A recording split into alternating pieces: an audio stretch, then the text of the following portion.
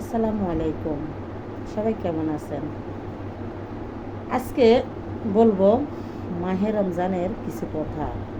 পবিত্র মাহে রমজান চলে যাচ্ছে, আস্তে আস্তে শেষ হয়ে যাচ্ছে।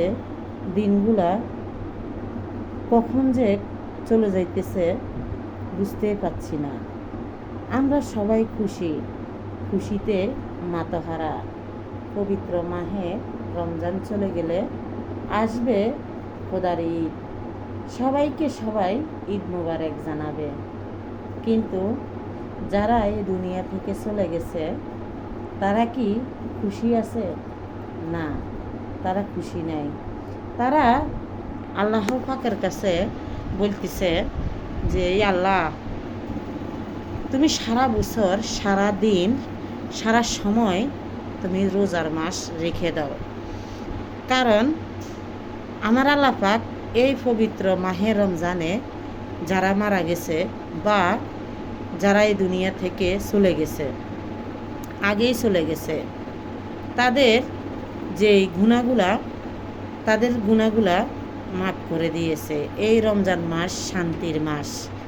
শান্তির মাসে নামাজ পড়বে, রোজা থাকবে, আল্লাহর ইবাদত করবে। আল্লাহকে আমরা সবসময় ভয় করতে হবে। আল্লাহকে ছাড়া আর কাউকে সেজদা করা যাবে না। আল্লাহকে আমরা সেজদা করব। আমাদের ধর্ম ইসলাম। তাই আমরা বলতেছি ঈদের দিন আসলে আমরা সেমাই খাবো। অনেকের বাসায় অনেকে যাব, লাখ লাখ কোটি কোটি টাকা অনেকে আমরা নষ্ট করে ফেলাইতেছি।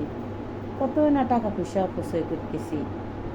আবার কিছু মানুষ আছে এই খোদার ঈদের দিন সুন্দর একটা জামা কাপড় থাক দূরের কথা, ভালো মন্দ খাওয়ারও তাদের স্বপ্ন জোগে না।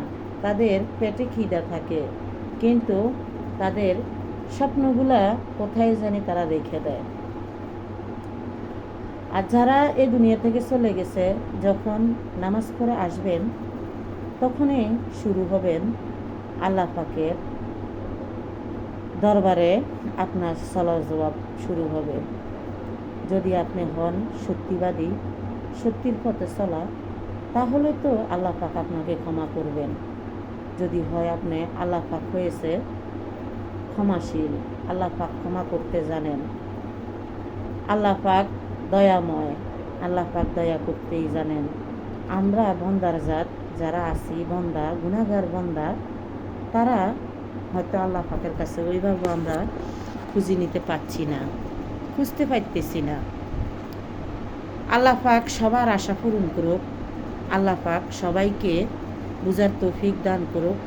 সবাইকে সবসময় ভালো রাখুক, সুস্থ রাখুক।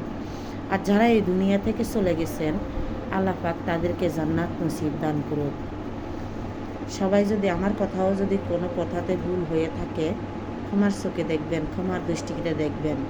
আমি কোনো আলেম না, কোনো মাওলানা না।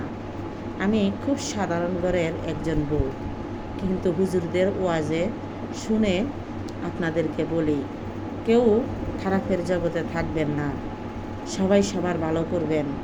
দুনিয়া থেকে কিছুই নিয়ে যেতে পারবেন না। যাবেন শুধু নিজের আমলনামা, নিজেকেই নিয়ে যেতে হবে। আর নিজের সাথে যাবে 5 কাপড়। এই 5 কাপড় হয়েছে আমাদের সাদা কাফনের কাপড়, যেটা ছাড়া আমরা এই দুনিয়া থেকে চলে যেতে পারবো না। তাই সবাইকে বলবো, সবাই নিজের ভাবে থাকবেন, আল্লাহর ভাবে থাকবেন। নিজের পার্শ্ববর্তী কেউ খাইছে কি না এগুলা খবর রাখবেন। নিজের ঘরে কেউ ভালো আছে না মন্দ আছে এগুলা দেখবেন। রাস্তায় শুয়ে থাকা মানুষগুলাকে মুখে ভাত তুলে দেওয়ার চেষ্টা করবেন। তাদের খিদা মেটানোর চেষ্টা করবেন। তাদের পোশাক দেওয়ার চেষ্টা করবেন।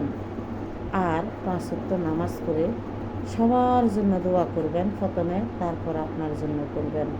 আল্লাহ পাক ঠিক আপনার দোয়া কবুল করে নেবে।